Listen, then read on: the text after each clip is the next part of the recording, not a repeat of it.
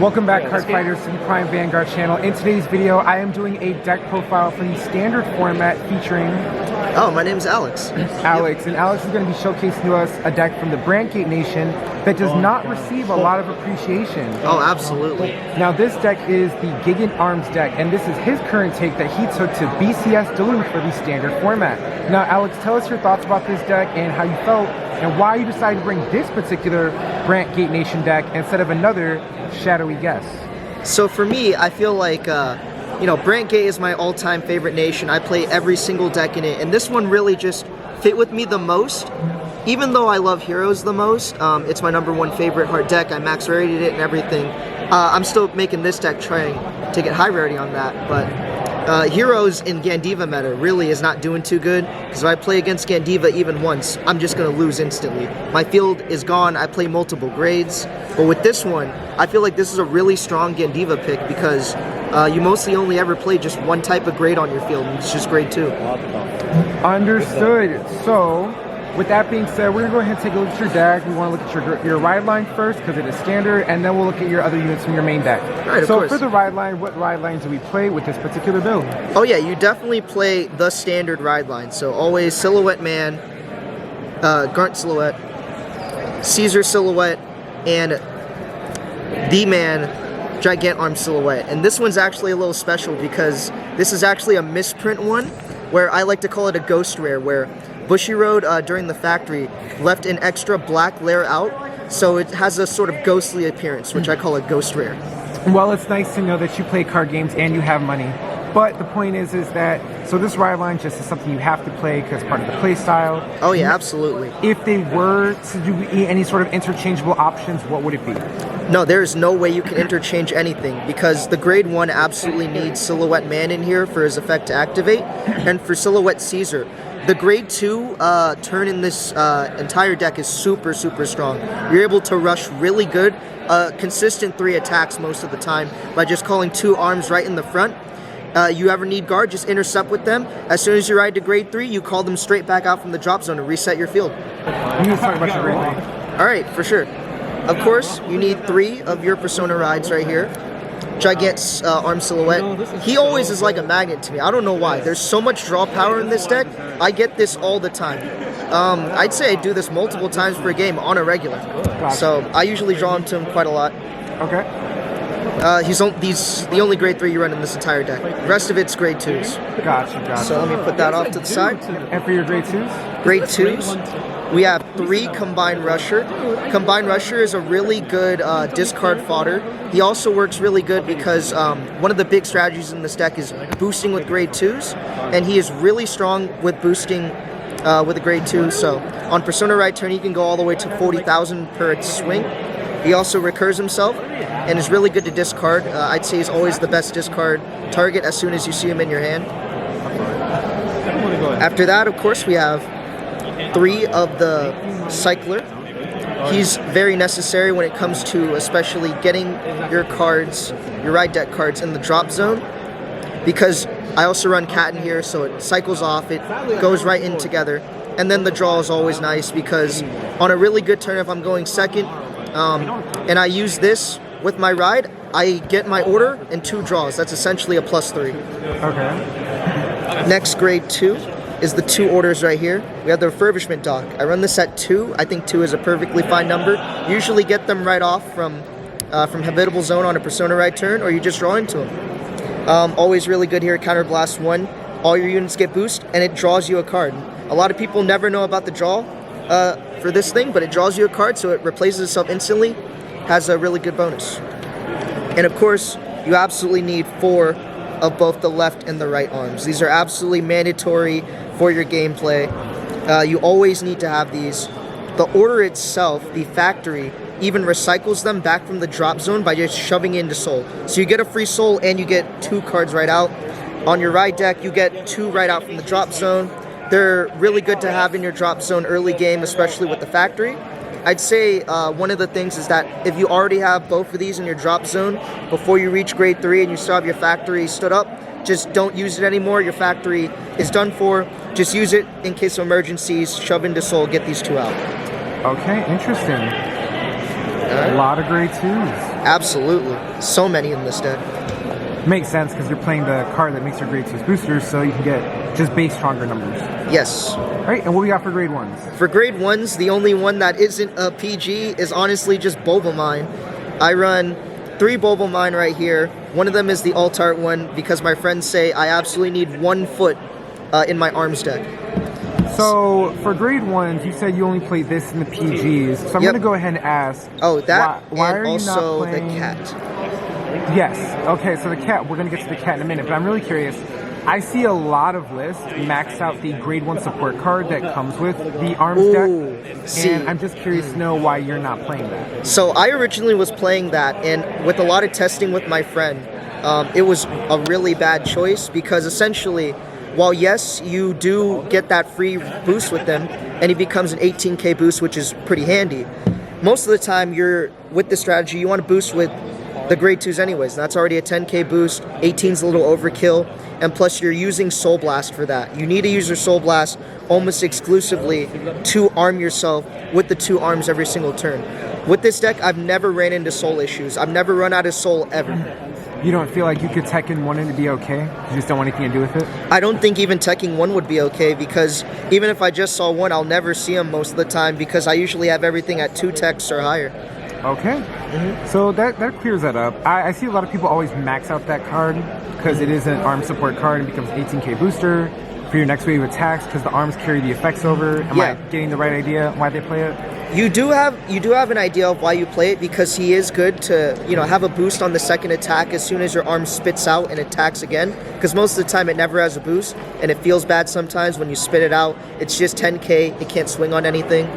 So I understand like that, but if you Persona ride most of the time, you're always going to have that 20k front that usually is able to hit something. So most of the time boosts don't really matter as long as they're grade 2s because it hits 20 and 20 already exceeds 18, which is more than enough. Got you. All right, so that's it for your grade 1s. What do we have for triggers? For triggers, very standard. Here's a disclaimer. I know a lot of people like to play fronts, and I was testing with fronts for quite a while, but the fronts really weren't helping me out too much. Okay. So of course you got your over trigger. I'm playing 3 of the soul crits. This is always just in case of emergencies. I actually never have used this skill ever in the history of me using this deck. Okay. But it's just always an emergency if I ever run out of soul. You could honestly just play vanillas, because I run 4 vanillas, of course. So I'm running this at 7 crit. And then I have 4 skill fronts, and of course 4 heals. So I'm running a ratio of 7 crit, 4 front. So you are playing fronts? I'm playing fronts, but I'm not playing them as people usually tend to play it at like 8 front and like only 4 crit or something like that. I think it's way better to have more crits than fronts because while the fronts are really nice and they make it so that when you activate, your front row will gain another 10k, and when you're on the Vanguard, because you have that center arms column, it becomes a plus 30k out of nowhere. It's really nice, but most of the time your opponent is going to either PG or no guard your attack. So the cool idea of breaking through your opponent's shield when they do 2 pass, and never mind, it's not 2 pass anymore. It usually just never actually comes up. You always want the crit because that crit pressure really matters so much.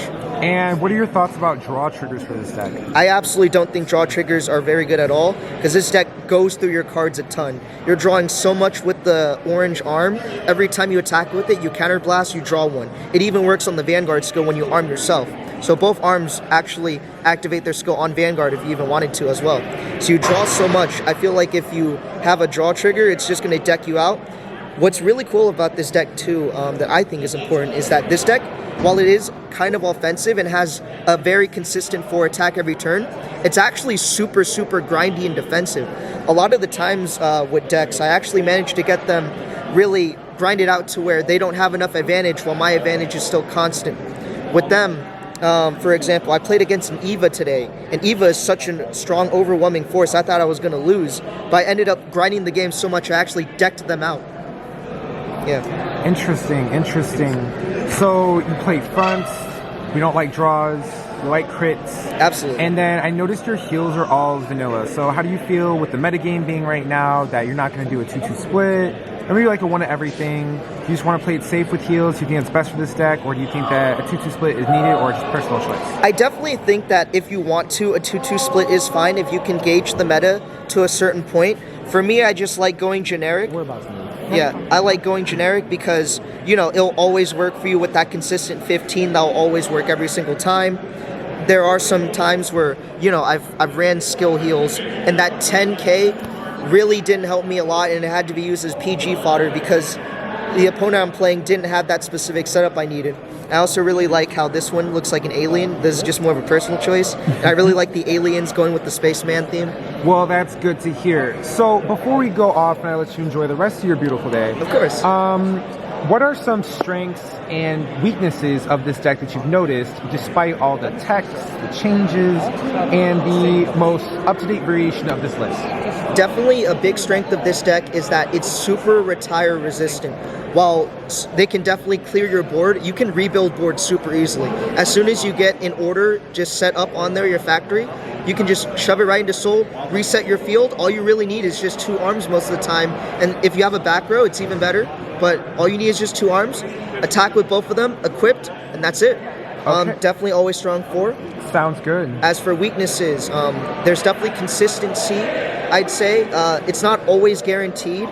Like, most of the time, you are always guaranteed your arms. But in this tournament, I had such bad RNG today where I didn't see a blue arm for 2 whole matches, and I had to basically play with only 1 arm the entire game. And that was an absolute struggle, because if you don't have the 2 arms, you don't have enough pushing power, especially because 33 is such a strong number per attack. It doesn't even use a counter class. It just uses a Soul Blast. This deck barely uses counter blast at all. For you to have your maximum play, you just need 1 Soul Blast at maximum. Counter blasts are just a little extra you need if you want a little bit of like leeway, such as retiring a rear guard or drawing more using the other arm. Got you. Well, thank you for explaining the strengths and weaknesses of the deck.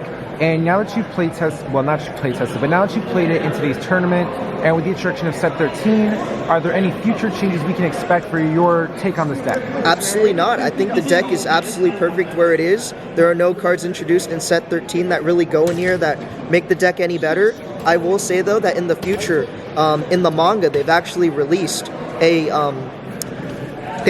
drill arm. So in the future, there's a possibility of another arm coming for this deck from the manga. It might come in DZ or something as like an extra booster or a collab set, but I feel like that extra arm will really add a whole lot of power. It might even be a promo. Absolutely. Well, I definitely do hope that this deck gets some support. I think it's really nice that we have our own like Brant Gate version of Bob Sagrava, because I like Dragon Empire decks. Oh, this yeah. is something like similar to that, not exactly.